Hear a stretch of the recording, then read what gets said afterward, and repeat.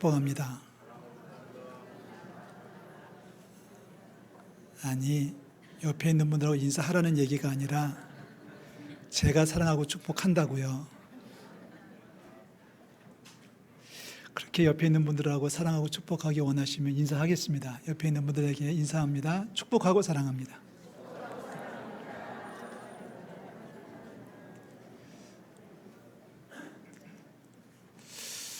네, 옆에 있는 분이 나를 사랑한다고 얘기했으니까, 나를 축복한다고 했으니까 그 사랑에 힘입어서 일주일은 껐떠날 줄로 믿습니다. 제가 지금 웃고 있지만 속으로는 굉장히 비참하고 속상한데요.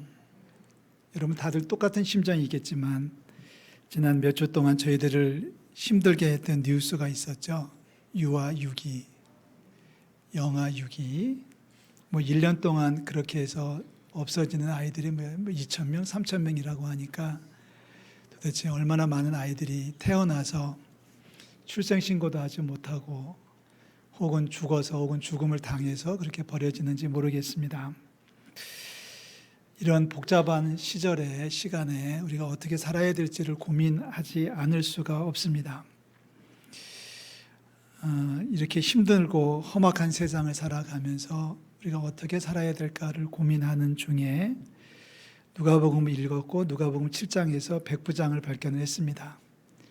오늘 설교 제목으로 백부장의 아름다운 믿음이라고 달았습니다. 한번 해볼까요? 백부장의 아름다운 믿음.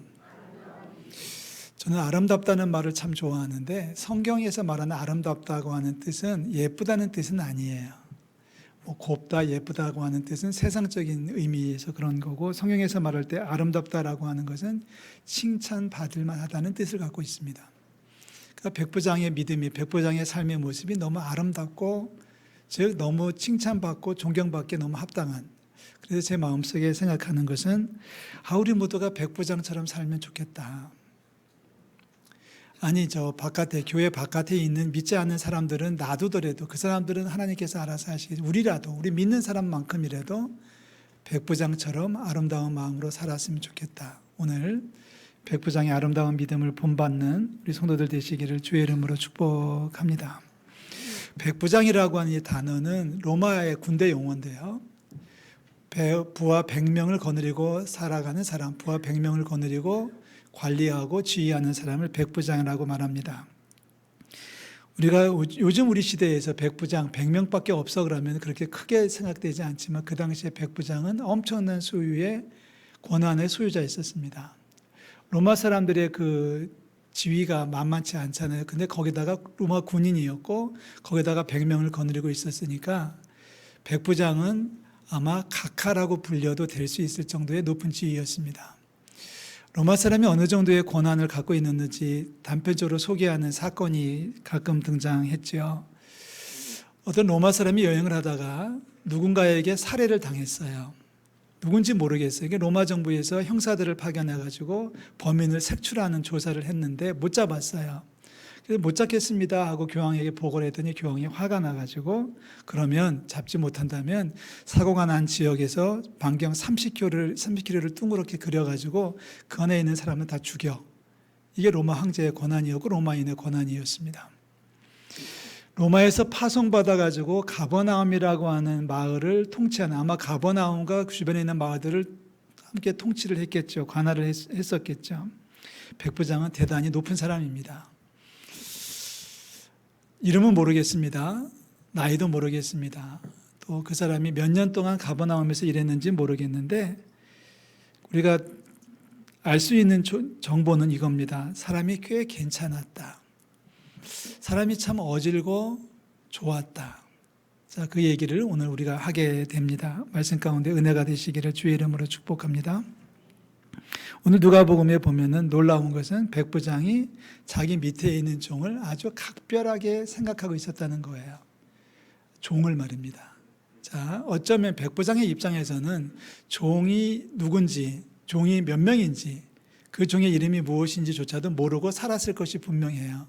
그런데 오늘 성경에 보니까 종에 대해서 설명하기를 2절에 보면 어떤 백부장의 사랑하는 종, 무슨 종? 사랑하는 종. 이게 앞뒤가 안 맞는 말이에요. 종은 사랑받는 존재가 아니에요. 있어도 그만이고 없어도 그만이고 병들었으면 갖다 버리면 그만인 게 바로 종의 인권입니다. 그런데 종을 향해서 성경은 말합니다. 사랑하는 종이었다. 아니 백부장이 종을 사랑했다고? 우리가 그렇게 놀랄 수밖에 없는 대목입니다. 자, 이 백부장이 종이 병이 들었는데 마침 예수님에 대한 소문이 들려와요. 예수님이 오셨다는 거예요. 예수님이 오셨다고 하니까 백부장이 지체하지 않고 곧바로 유대인의 장로님들을 파송을 해요. 유대인의 장로님들을 파송합니다. 이것도 사실 놀라운 모습이에요. 아니 예수님이 오셨다고 하면 누구를 보내는 게 쉬워요? 백부장이라면 하인을 보내는 게 쉽고 더 쉬운 건 부하를 보내면 훨씬 쉽잖아요. 너 가서 예수라고 하는 사람이 왔다는데 가서 잡아와 하면 제일 빠르고 쉬웠을 거예요. 근데 백부장은 자기 부하 군대를 보내지 아니하고 오히려 유대인의 장로님들을 보냅니다. 예의를 갖추는 거예요. 그래서 초청을 하죠. 예수님을 초청합니다. 근데 장로님들이 이렇게 얘기를 해주셔요. 종을 구해주기를 청합니다라고 하는 전가를 하면서 장로님들이 얘기하시는 말씀이 간절히 구하면서 하는 말이에요. 이 일을 해주시는 것이 좋아요. 마땅해요. 그분은 정말 좋은 사람이에요. 라고 얘기를 하죠. 우리 민족을 사랑하고 심지어는 우리를 위해서 회당까지 건축해 주었습니다. 그러니까 그 사람의 종을 구해주는, 여러분 아들을 구해달라는 것도 아니에요. 종을 구해달라고 하는데 지금 예수님이 그 말을 듣고 마음에 흡족히 여기셨겠죠. 그래서 이제 그 장로님들과 함께 백부장의 집으로 이제 발걸음을 옮기고 있는 중입니다. 그런데 가시는 중에 사람들이 또 왔어요. 이번에는 백부장이 보낸 벗들이 왔어요. 친구들이 온 거예요. 몇 명인지는 모르지만 친구들이 와가지고 백부장의 말을 옮겨줍니다. 자, 주여 수고하지 마옵소서. 내 집에 들어오심을 나는 감당하지 못하겠고요. 또 내가 주께 나아가는 것도 감당하지 못하겠습니다. 여러분 이 짧은 말씀 6절과 7절에서 백부장이 예수님을 부르는 호칭을 주목하셔야 됩니다. 뭐라고 불러요? 주여라고. 몇 번 불러요? 2번은 그렇게 고백을 해요. 이건 놀라운 이야기들이 지금 계속 되어지고 있는 거예요. 지금 백부장은 자기 부하를 몇 명을 파송해가지고 그 사람 잡아와 그러면 끌려올 수밖에 없는 게 예수님의 신분이었고 백부장의 위치였습니다. 그런데 백부장은 지금 말을 전하기를 저는요 주님께서 우리 집에 오시는 거 제가 감당하지 못하겠고요. 저희 집 같은데 저희 집에 어떻게 예수님같이 높으신 분이 오시겠어요? 이러면서 사양하고 있고 겸손해하고 있고 반대로 또 제가 주님 앞에 나아가는 것조차도 저는 감당하지 못하겠어요. 그러면서 하는 말입니다. 주여 주여라고 부르고 있어요. 그리고서 이렇게 말합니다. 핵심은 바로 7절이죠. 7절 후반절에 보면 말씀만 하사 내 하인을 낫게 하소서. 한번 따라해 보실래요? 말씀만 하사 내 하인을 낫게 하소서. 이 말이 클라이막스입니다. 자, 그러면서 이제 백부장이 하는 말은 뭐냐면 내가 명령하면 사람들이 다 따라옵니다. 나도 명령 들으면 다 하지 않습니까? 굳이 우리 집에 오지 않아도, 굳이 내 하인을 만나보지 않으셔도, 굳이 하인에게 안수하지 않으셔도 그냥 그 자리에서 말씀하시면, 그 자리에서 명령하시면 여기서 응답될 줄로 믿습니다. 이 말씀에 예수님의 마음이 감탄이 되시는 거예요. 그래서 9절에 보면 놀랍게 여기셔서 돌이키셔서 따르는 자들에게 말씀합니다. 이 말을 들으시고 너무 놀라신 예수님, 너무 마음에 감격이 넘치시는 예수님께서 뒤에 따르는 자들, 제자도 있었겠죠. 또 여러 가지 모양의 사람들이 따르고 있을 때 얘기하는 거예요. 너희들 들었냐? 너희들 봤냐? 지금 저 백부장이 전하는 말 들었냐? 정말 대단하지 않냐? 너희들은 그런 믿음 없지만 백부장은 그런 믿음이 있지 않아. 대단하지 않니? 라고 예수님께서 지금 감격해 하시는 거예요. 지금까지 예수님 많은 기적을 베푸셨어요. 앉은 병을 일으켜 세우기도 하셨고, 못 듣는 자를, 못 보는 자를 보게도, 듣게도 하셨고, 바다를 잔잔케도 하셨고, 귀신을 쫓아내기도 하셨어요. 근데 지금까지의 모든 기적 사건의 중심은 뭐냐면, 현장에 주님이 계셨다는 거예요. 환자를 보시고 환자를 만지시고 환자에게 안수하시고 환자에게 명령하시고 바다에게 명령하시고 그 자리 현장에 예수님이 임재하셨다는 건데 지금 백부장은 무슨 얘기를 하는 거냐면 굳이 안 계셔도 주님의 능력이라면 여기서 말씀하시면 저기서 응답될 줄로 믿습니다. 우리 예수님을 놀라게 하는 우리 성도들 되시기를 주의 이름으로 축복합니다. 좋은 면에서 놀라게 해주셔야 돼요. 좋은 면에서 놀라게 해주시는, 예수님을 감격하게 만드는, 그러니까 예수님께서 그 말씀을 들으시고 이제 만나보지도 못했지만 말씀하시죠. 돌아가 보니까 하인이 나아 있었다는 거예요. 무슨 병이냐가 중요하지 않아요. 예수님이 여기서 여기서 마음을 먹으시니 산 넘어서 물 건너서 하나님의 역사가 일어나는 줄로 믿습니다. 이스라엘 중에서도 이만한 믿음은 만나보지 못하였노라. 우리 믿음 안에서 1등 하시기를 주의 이름으로 축복합니다. 자, 처음에 말씀을 시작하면서 이 혼탁한 세대에 어떻게 살아가야 될까를 질문을 던졌고요. 그 대답으로 백부장의 모습을 소개를 하고 있는데 몇 가지 정리를 좀 하면 이렇습니다. 사랑하는 성도 여러분들에게 몇 가지 정리를 해드리면 가장 중요한 것은 매사에 선을 쌓는 겁니다. 백부장이 그냥 오셔서 치료해 주세요라고 말했으면 아마 예수님은 안 옮겼을 거예요. 안 가셨을 거예요. 뻔합니다. 이방인이니까. 로마 사람은 이방인이거든요. 같이 어울리지 않거든요. 안 가셨을 텐데 장로님들이 옆에서 막 거들잖아요. 이 사람은 좋은 분이에요. 이 사람 우리 민족을 많이 사랑했어요. 이 사람은 심지어 우리 집에 동네에다가 회당도 지어 주었어요. 이렇게 칭찬해 주고 있는 그것이 놀랍지 않습니까? 매사에 할 수 있는 대로 선을 쌓는 우리 성도들 되시기를 주의 이름으로 축복합니다. 결정적으로 백부장은 군림할 수 있었어요. 억압할 수 있었어요. 찍어 누를 수 있었는데 그렇게 하지 아니하고 섬기고 베풀고 나누었다는 거죠. 우리도 마찬가지입니다. 우리가 억압할 수 있고 뺏을 수 있고 우리가 누릴 수 있겠지만 우리의 권한을, 우리의 권리를 조금 내려놓고 오히려 베풀고 나눌 수 있다면 하나님께서 보상해 주실 줄로 믿습니다. 또 하나, 우리 옆에 스쳐가는 그 누구도 소홀히 여기지 않기를 주의 이름으로 부탁을 드립니다. 사람을 귀히 여겼으면 좋겠어요. 사람을 귀히 여겼으면.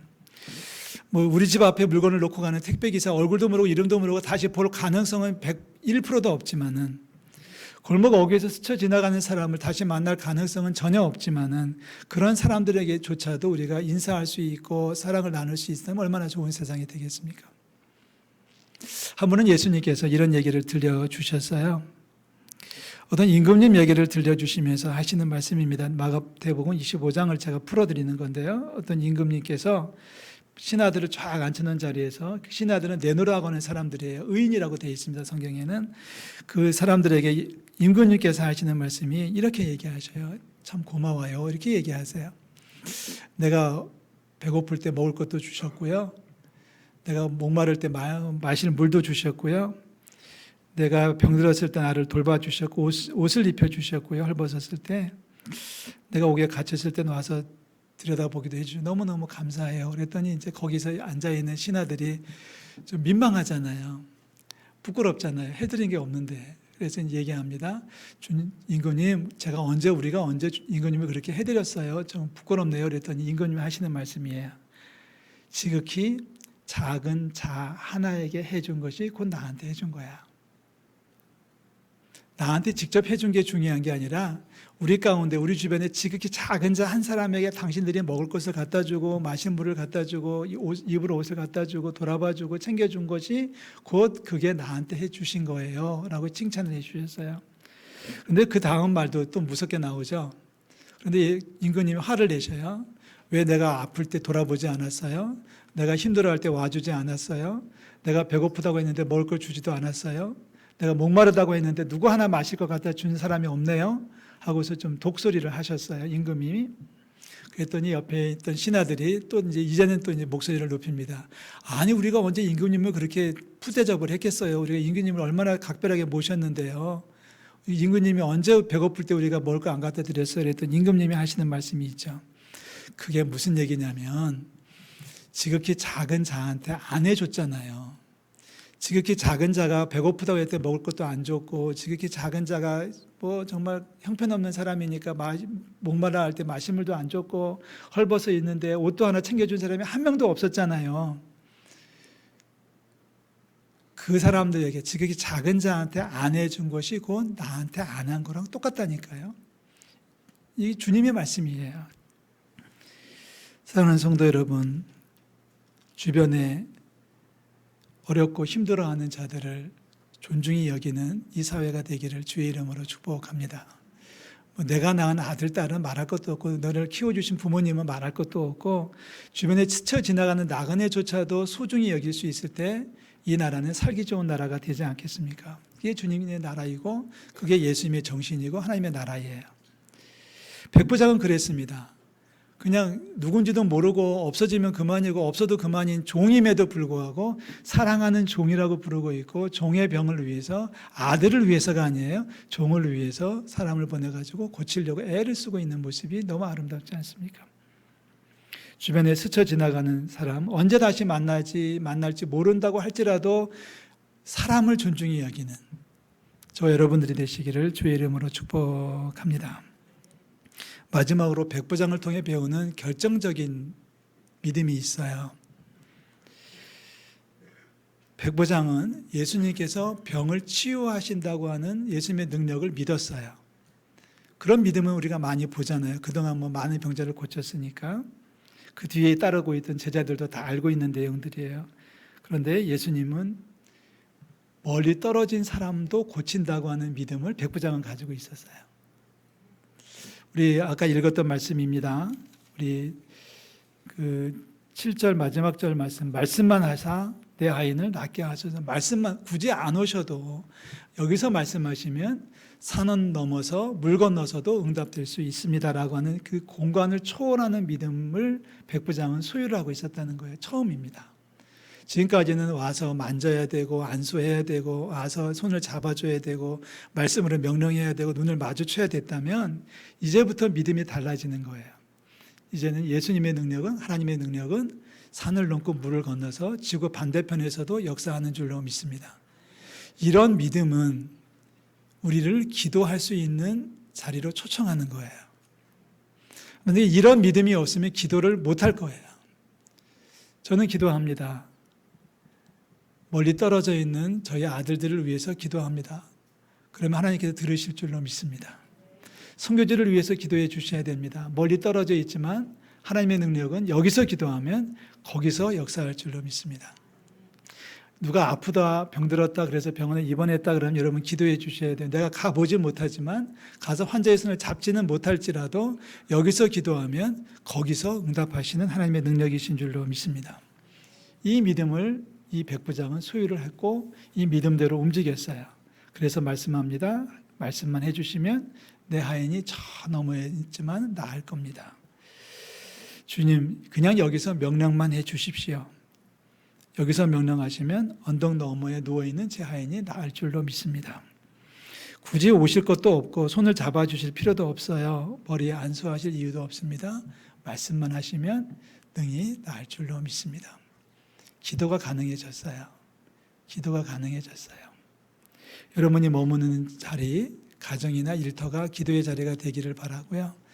여러분이 머무는 곳이 하나님을 만나는 거룩한 처소가 될 수 있기를 주의 이름으로 축복합니다. 기도라고 하는 말은 간단하게 말하면 하나님께 구하는 거죠.